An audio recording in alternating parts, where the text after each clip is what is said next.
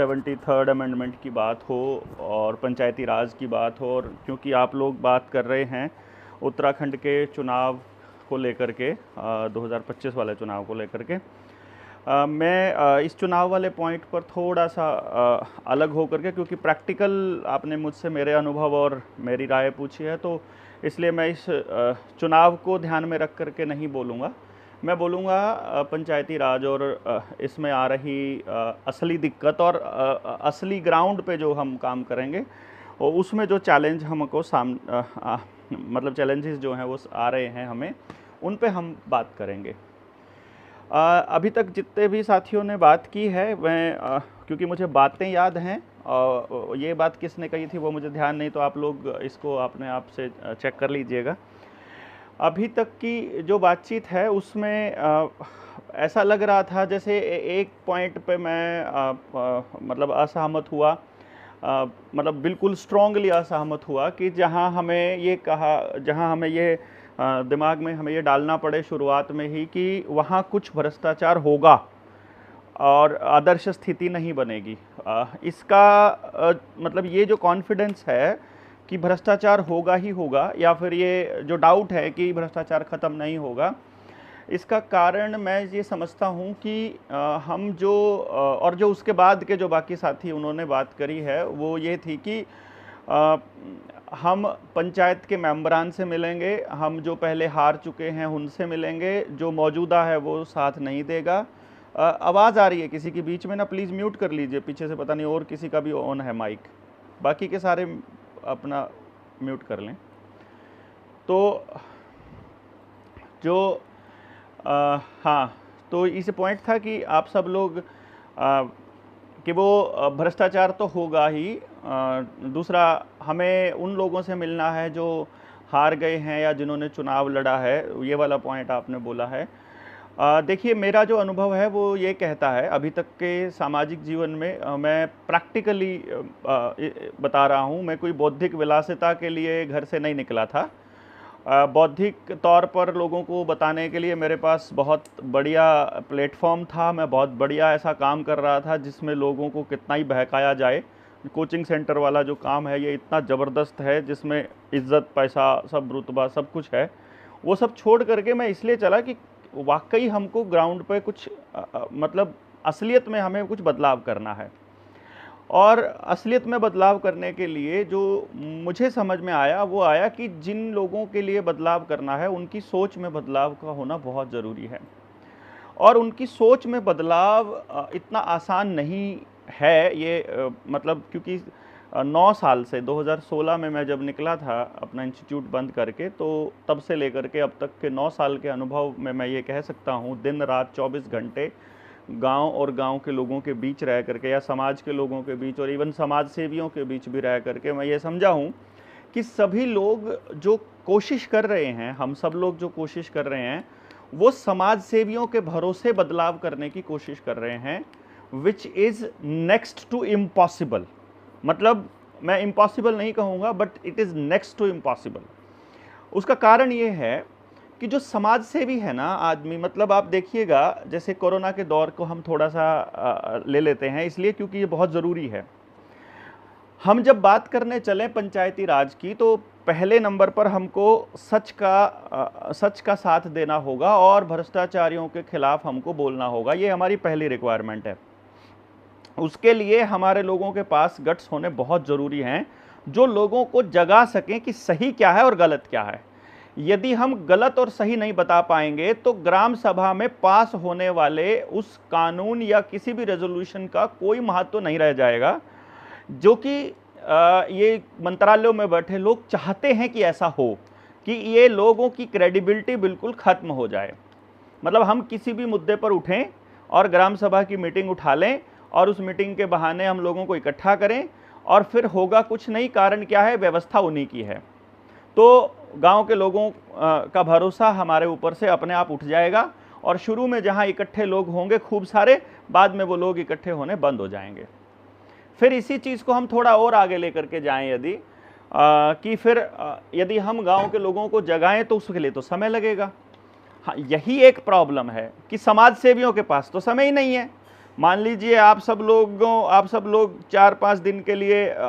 एक मीटिंग कर रहे हैं, फिर 3-4 दिन के लिए फिर और मीटिंग कर रहे हैं, फिर और मीटिंग कर रहे हैं, और इस तरह से मीटिंग करते करते आपका पूरा महीना, जितने भी समाज सेवी हैं उनका पूरा महीना मीटिंग्स में गुजर रहा है। और मीटिंग्स किन से कर रहे हैं? दूसरे समाज सेवियों से। और दूसरे समाज सेवियों में कौन कौन है? या तो किसी पॉलिटिकल पार्टी का व्यक्ति है, या किसी एनजीओ का व्यक्ति है, या ऑलरेडी कोई सरपंच, प्रधान या कोई ऐसा व्यक्ति है। और वो व्यक्तियों की जो मतलब प्लेट है वो ऑलरेडी फुल है, मतलब वो आपके आइडिया पर काम करने के लिए उनके पास समय ही नहीं है। मतलब आपके आइडिया पर काम करने के लिए समय मेरे पास नहीं है, मेरे आइडिया पर काम करने के लिए आपके पास नहीं है, और सबके आइडिया पे काम करना एक जगह पर पॉसिबल नहीं है। तो इस तरह से हम क्या कर रहे हैं? हम एक तरह की खिचड़ी तैयार कर रहे हैं, जिसका अल्टीमेट गोल क्या निकलेगा? जो समाज सेवी हैं वो सारे समाज सेवी, हम सब लोग आपस में आखिर में एक दिन जब उठेंगे तो हम एक दूसरे को दोष देते हुए उठेंगे कि तुम्हारी गलती से ऐसा हुआ, तुमको ऐसा करना चाहिए था और तुमको ऐसा करना चाहिए था। अब समाज सेवी तो बदलाव चाहेगा नहीं, उसका कारण है, देखिए, क्योंकि पहले वाला जो एमएलए है लड़ने वाला, या सरपंच है गांव का, जब हम गांव की बात कर रहे हैं तो हम पंच और सरपंच की बात करते हैं, प्रधान की, उसने ऑलरेडी अपने चुनाव पर लाखों रुपया खर्च कर दिया है। अब वो ऐसी कोई व्यवस्था नहीं चाहेगा जिसमें ईमानदारी चले, इसलिए प्रधान और हारे हुए प्रधान से तो आप भूल ही जाइए। दूसरा, जो कोई कंपनी चला रहा है, जो भी काम कर रहा है, इस व्यवस्था में इतना गजब का एक वो है, मोमेंटम है, ये जो व्यवस्था हमने चला रखी है इसमें इतना गजब मोमेंटम है कि किसी भी काम करने वाले व्यक्ति को ईमानदारी से काम करने ये व्यवस्था देगी ही नहीं। मतलब आपको बेईमानी करनी ही पड़ेगी, आपको झूठ बोलना ही पड़ेगा, आपको भ्रष्टाचार करना ही पड़ेगा यदि आप इनके डॉक्यूमेंट के हिसाब से चलते हो तो। चाहे कोई भी महकमा हो, अस्पताल है, स्कूल है, पंचायत सेक्रेटरी है, पंचायत का सरपंच है, आप ग्राम सभा से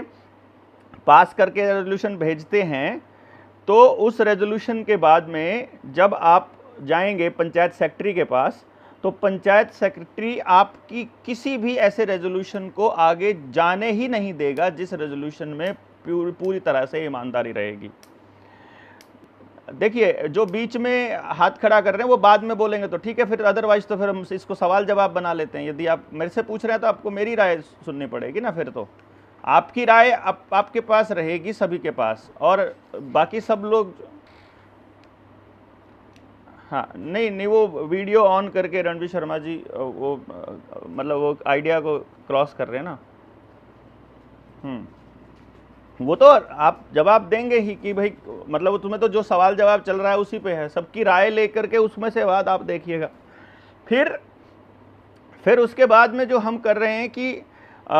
जिसके लिए हम बदलाव करना चाहते हैं, मतलब असल में मैंने ये शायद वहाँ वर्धा में हम जब हुए थे इकट्ठे तो मैंने वहाँ पर भी ये बात रखी थी अपनी,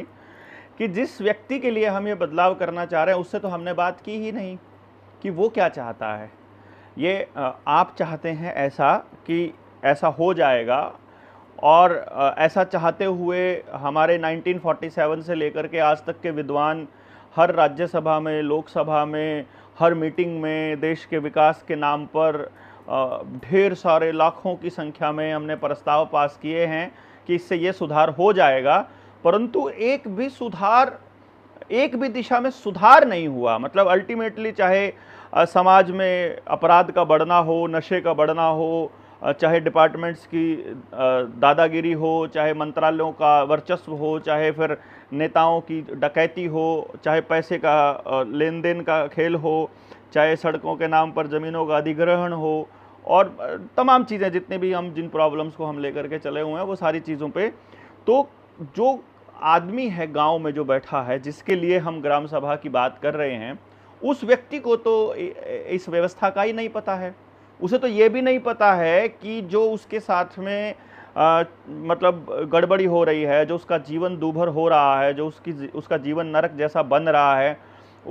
उसमें उसकी अज्ञानता है, और उसकी अज्ञानता को दूर करने के लिए कोई समाज सेवी जा ही नहीं रहा है। मतलब उसके पास समय, मुझे नहीं लगता कि हम में से कोई भी व्यक्ति जा कर के आखिरी आदमी से बात कर रहा है, आखिरी आदमी को समझाने की कोशिश कर रहा है या उस आदमी तक पहुंचने की कोशिश कर रहा है। हम रेजोल्यूशंस पास करके ऊपर दे रहे हैं, मतलब जो मंत्रालयों में बैठे लोग हैं उनको, और मंत्रालयों में बैठे लोगों का हमारे इस आइडिया के ऊपर, हमारे इस थीम के ऊपर कोई भी ध्यान नहीं है। हाँ, कोई पॉलिटिकल पार्टी मतलब अपने सत्ता प्राप्ति के लिए इन आइडियाज़ को इस्तेमाल अवश्य कर सकती है, इनको यूज़ करके लोगों तक जा करके उनकी सिंपैथी और उनका समर्थन तो ले सकती है, लेकिन उसको इम्प्लीमेंट कर ही नहीं सकती, क्योंकि पॉलिटिकल पार्टी के स्ट्रक्चर की फॉर्मेशन ही इनके हिसाब से है, जिन्होंने ये तंत्र बनाया है कि आप हमारी ग्राम सभा कामयाब ना हो। मतलब अल्टीमेटली मैं इस बात को ऐसे कहूँगा कि आप इस जब हम ये प्रयास कर रहे हैं, जो भी प्रयास हम करने चलें, तो मेरा जो स्ट्रॉन्ग ओपिनियन है वो इस दिशा में है कि जितना जोर हमें ऊपर लगाना है, यानी अपने प्रस्ताव पास करके मंत्रालयों और विधानसभा, लोकसभा और दूसरी जगह पर भेजने में और ऐसा कानून बनाने में, या ग्राम प्रधान मतलब पंचायतों के ऊपर इन चीज़ों को मतलब ग्राम सभा को क्रियान्वयन में, उतना ही जोर हमें उन लोगों को समझाने पे लगाना पड़ेगा, उनको एजुकेट करने पे लगाना पड़ेगा जिनसे ये डायरेक्ट संबंधित है और जो इसके स्टेक होल्डर्स हैं। और उसमें जो सबसे ज़्यादा समय और सबसे ज़्यादा ऊर्जा और सबसे ज़्यादा नेगेटिविटी जहां हमें देखने को मिलेगी, वो वहां देखने को मिलेगी जहां पर चुनाव के वक्त वोट जो हैं बेची जाती हैं और ख़रीदी जाती हैं। वो लोग जो मतलब गरीबी के आलम में जी रहे हैं और उनको लगता है कि अभी तो हमने देनी तो है ही है, हमारे किसी न किसी साथी के कहने से तो कम 2 रुपए या कोई सामान तो घर में आ ही जाएगा इसी बहाने। मतलब यहाँ तक भी होता है। हमारे तो यहाँ ऐलनाबाद में जब चुनाव हुआ था तो एक बहुत बड़ा इंडस्ट्रियलिस्ट चुनाव लड़ा था, वहाँ से लोगों को बस सिर्फ पूछा था कि तुम्हारे घर में बताओ कमी क्या है। किसी के घर में मोबाइल की कमी है तो मोबाइल पहुँच गया, किसी